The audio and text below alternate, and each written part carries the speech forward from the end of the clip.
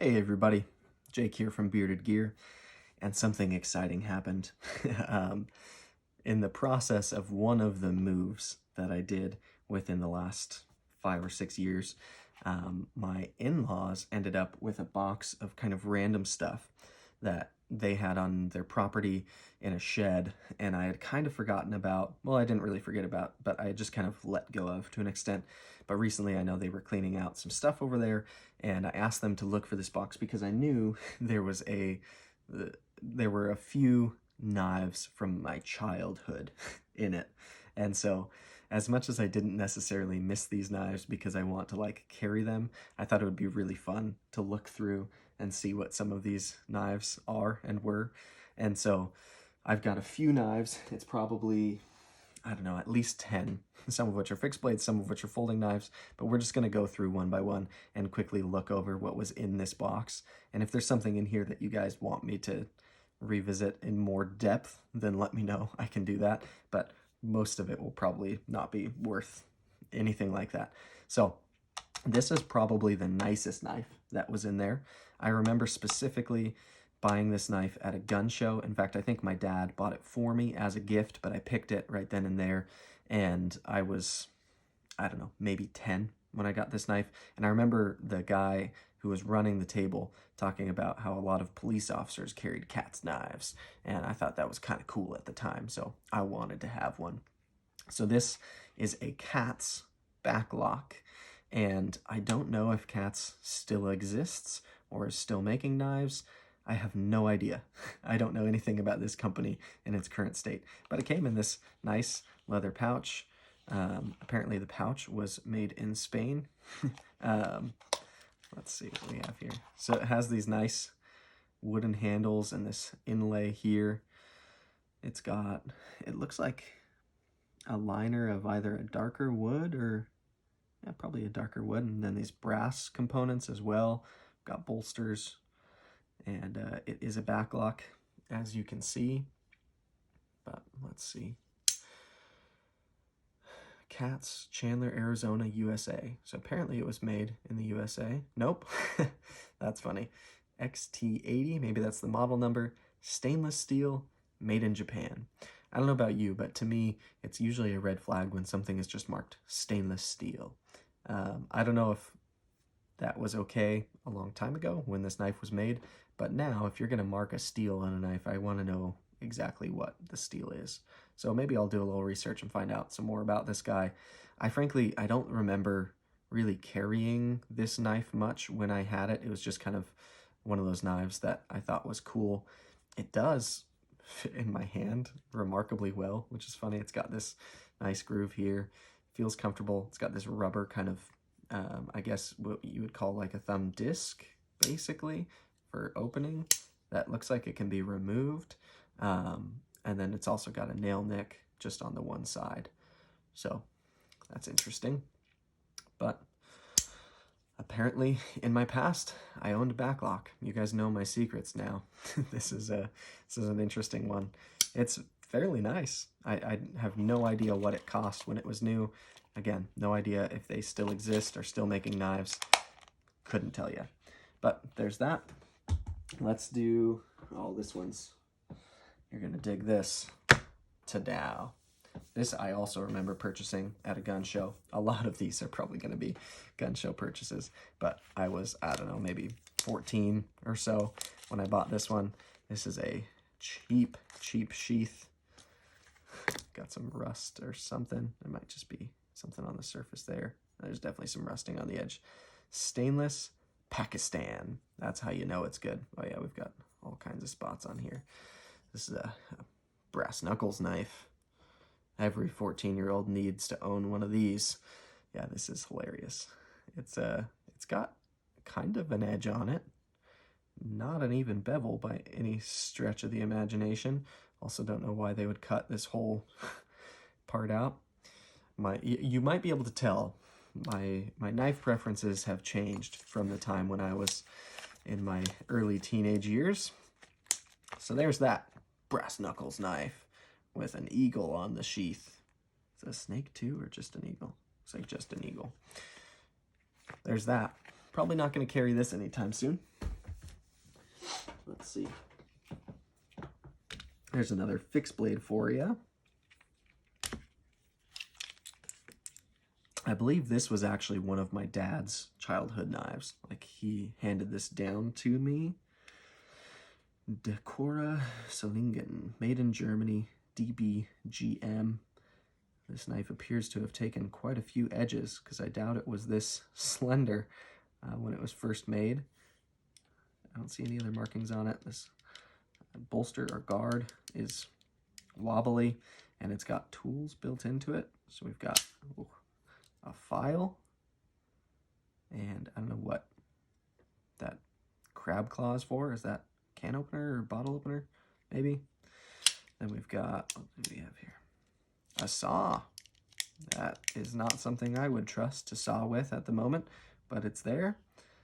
And a bottle opener, can opener there as well. Then we've got a corkscrew, in case you're popping bottles with this bad boy. And it's like it's a leather punch or something. So it's Swiss Army knife meets Solingen. Yeah, it's got this crest with a buck and a fish. It says Solingen. I don't know what that means in German. Someone speaks German, let me know. It's quite the sheath as well. Yeah, I'm pretty sure this was kind of handed down to me by my dad. I don't know if it was sentimental to him or if it was just like a junk drawer knife that he had and handed down to me. I'll have to ask him about it, because if it was sentimental, then that's cool, and I'll put it in a more special drawer. If not, then it'll go in kind of a junk drawer. Let's see what we have next. Oh, here's an interesting one. A miniature model of a Rambo knife. 440 stainless. It's got the little removable cap down here. Nothing in it, but survival knife style. I am sure that this was a gun show trinket as well. It was made in Japan. Yeah. Everyone needs one of these, of course. If you don't have one of these, you're a noob. All right. Let's see. That's just a crappy old sack. I don't know. It's missing a scale. Got a random lighter. What does this say? This is like a knockoff Buck 110 with 2 blades. And it has a back lock. It is locking. 440 stainless. 11223 Japan Explorer. Okay, let's see what our other blade shape is. Wow, that action. A little bit upswept. This one doesn't say anything. So one blade says Explorer, the other is sterile. That's pretty dull.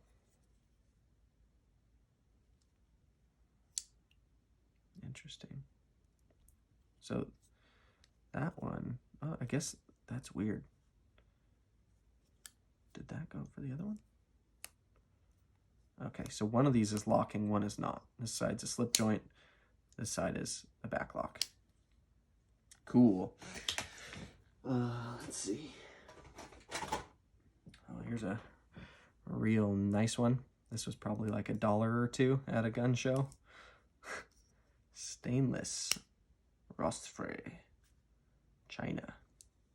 Nice. Apparently I've got a lot of backlocks in my past. And that's why I have feelings about them now. This is probably the cheapest knife I have ever handled. That is hilarious. All right. Moving along. Oh, good. We have a buck. I don't know if this is a real buck. If so, it is a crappy, cheap little thing. Oh my goodness. 45517. I don't know. This is it looks like it got chewed on by a dog at some point. I think I might have found this knife while I was camping, like at a Boy Scout camp or something. Tiny little lockback. There's no edge on it. This steel looks like it's aluminum. That is bad. All right, let's see what's next. This is a Cub Scouts BSA knife. And it has seen better days. Camillus, New York, USA. Interesting. This might be kind of a cool one to do like a restoration on. I don't know how I would go about that. I've never restored a slip joint, but it's kind of an old sack with the Cub Scout insignia on there. Let's see what else is in here, if I can even get it open. Press, what does that mean? These little brass tabs say press on them. Press for what? Press in which way? Okay, I don't know how to, oh, that one I can get open. Just got like a leather punch there, I guess. Is that a lock? Oh, it is, it's a lock for it. So that'll lock open. It's got a lot of play, but it's locked. And then you press the tab over. So it's a liner lock, leather punch, and can opener. I can't get the can opener open at the moment, but crazy. That's a different one. Another knife that has seen better days. Oh, good. Got a knockoff Swiss Army knife with a pen, of all things. That's different. There's a light that no longer functions.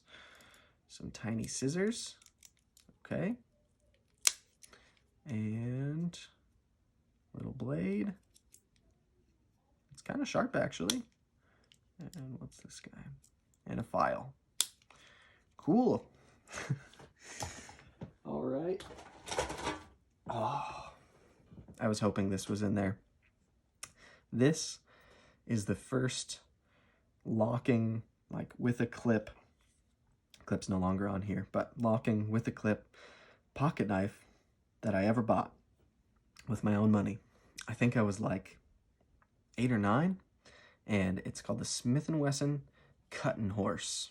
And I remember buying this at a gun show and being so stoked that my dad would finally let me buy a like actual pocket knife that wasn't just a little Swiss Army knife. And I carried this knife like crazy as a child. Obviously not to like school, but pretty much anywhere else. This knife was in my pocket as a little kid. And I remember with some wrist, I could flick it. And I thought that was so cool that I could open it that way. That is hilarious. Maybe this is where part of my current love for Spyderco's developed from, because we've got a hole for deployment. I can't quite Spidey flick it though. Come on, there we go. Yep, just a liner lock, really, really cheap Smith & Wesson hammer forged surgical steel. Oh, how my standards have changed. Blade play, yeah, it's also like sticky. I don't know what's all over this, but it's gross and my fingers feel nasty. So maybe I'll give this a good wipe down. Definitely got to keep this for sentimental reasons. It was basically my first real pocket knife. All right, let's see. What else do we have in here? This is a very slim little slip joint. It says Imperial Stainless on there. It's not sharp at all. I don't know if this is real bone or plastic. I'm going to lean towards plastic because it seems more likely. I don't know how I came into possession of this knife, but yeah, it's just a little 2-blade. The blades say Imperial Stainless, and then there's a crown insignia there. It's pretty rusted out on the back. Don't know about that. All right, next, this is another apparently knockoff Swiss Army knife. It says Werner Delamont Switzerland Stainless. It's actually got a fairly okay edge on it.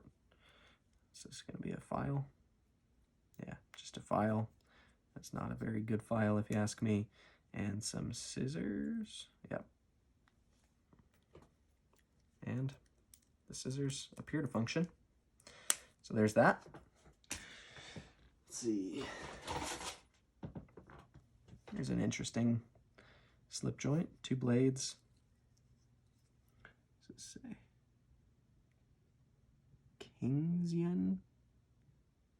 Kingsian, USA. It's an okay edge, considering it's quite the patina. Yeah, that just says Kingsian, USA. I don't know what that is or means. And then we've got a small blade as well. If that said something, it's rusted over now, so I can't see it. Interesting. Well, all right, moving along. Ooh, here's a good one. M-Tech fishing knife. This one I know I found on a Boy Scout trip. This is terrible. Stainless china. It's got this, do you call that a back lock or an axis lock? I don't know what you call that, but it is nasty. These super plasticky, terrible handles. Blade play like absolute crazy. Oh man, this is, oh, I can tighten the pivot with my fingernail. That's cute. Did that work? Nope, still every bit as much blade play. Kudos to M-Tech. Yeah, I don't know what you even call this. What the heck? Well, that's something. This found its way in there. I remember making that in metal shop in high school, I think. It's just a bottle opener. One of those lathe projects that you learn how to use a lathe on. So that's kind of cool, I guess. It's a little bit rusted out, but let's see. How about another fixed blade? This is a cold steel spike. It's got some crazy chips in the edge, which is amazing with how thick these are behind the edge. This, I don't know if you can see the profile on that, or if you're familiar with the cold steel spike, but it's a super thick stock that is, I don't know what kind of grind you would even call that, I guess, if you're getting technical, because it's like a full flat grind that comes all the way to the edge. Is that a Scandi grind? I don't know. Chisel grind on both sides. It's an interesting, this is clearly a thrusting weapon, and it's just kind of a needle, if you will. But yeah, it's got some major edge deformations. I don't even know how possible it would be to sharpen a knife like this, or sharpen those out with the way that this knife is. I don't know, maybe I'll give it a shot. But that is interesting. Cold steel, made in Taiwan. I don't know if they still make the spike. They probably do. Cold steel makes so many things. I owned a lot of cold steels as a kid.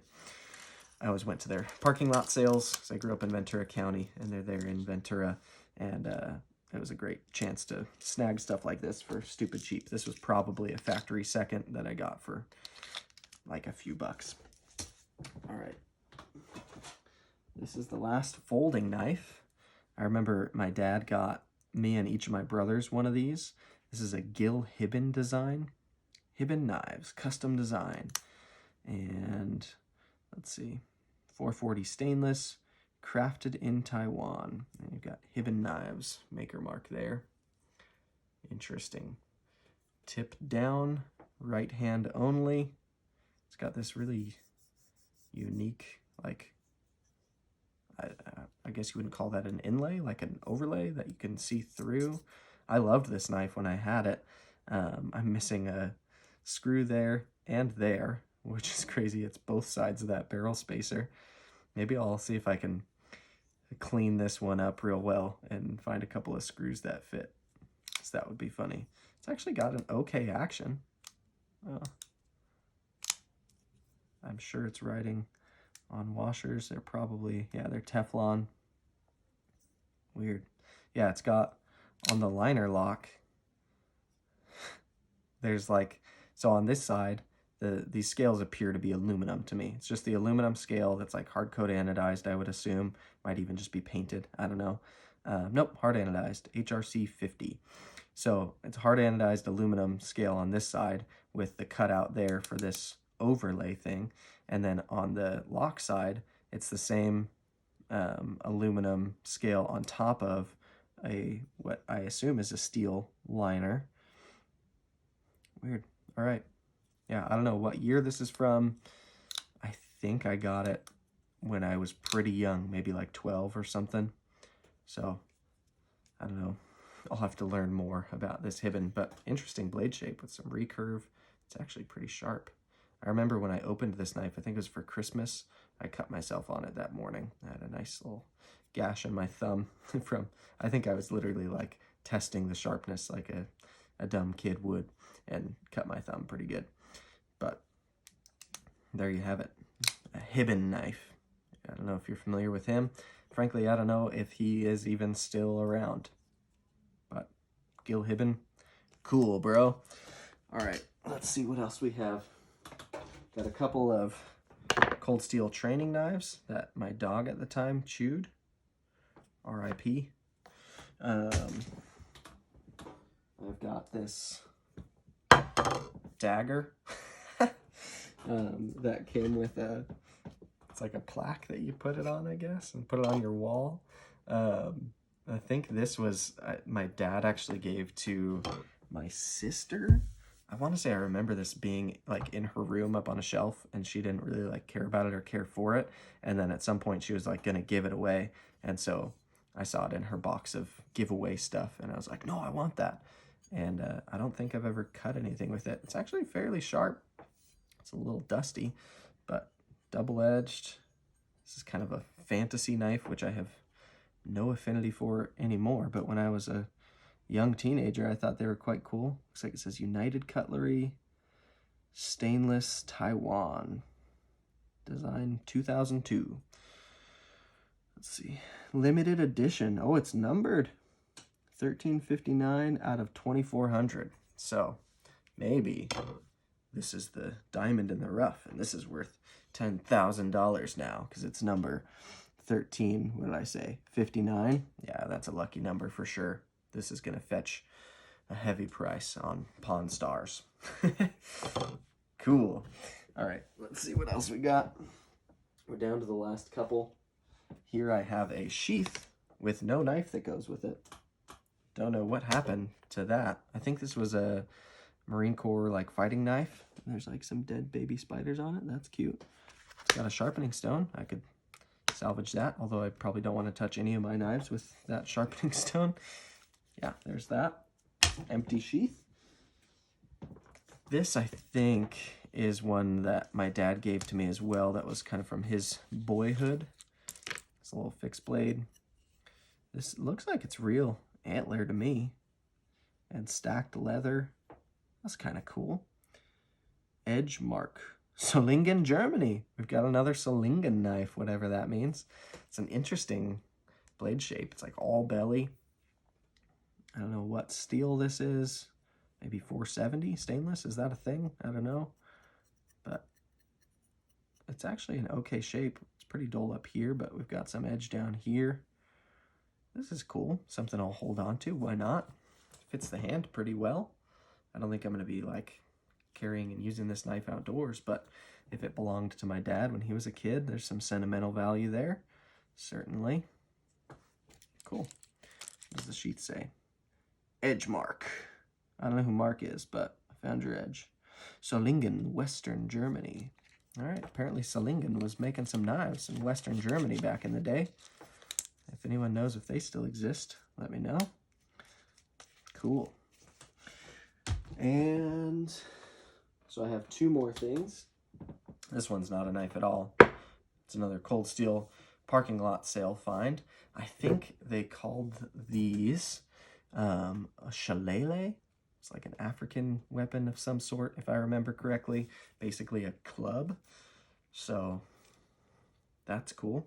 As you can tell, it's literally a tree was growing this way with a branch off of it, and they cut the tree, and I don't know if they hardened the wood somehow. It seems to have quite a bit of epoxy on it, but they put a lanyard here, and now you can go to war with your club. Cool. And last, but certainly not least, look at this. I'm sure this was either a gun show find or was a friend of mine's gun show find that I traded them one of my gun show finds for. This is I don't know, is this a ceremonial dagger? It's not very sharp, and it is a pretty thin, wispy little thing. No markings on the blade. feels okay in hand, I guess, if you're into that sort of thing. If I was going to assassinate an emperor, maybe. I don't know. There's a dagger for you. So that is all of the knives from the tin/box that was salvaged from my childhood. So as you can tell, I've come a long way. Things are better now. But hopefully this was fun for you guys to watch. I had like looked at the top of the box, but I hadn't gone through that yet before opening it up. So it was an interesting trip down memory lane, some of which I have no recollection of. So some of the memories were good, some don't exist, and some were not so good. But you were here with me. That's what counts. So thanks for checking it out. I'll let you know if I find any more mysterious boxes from my past. We'll go through them together again.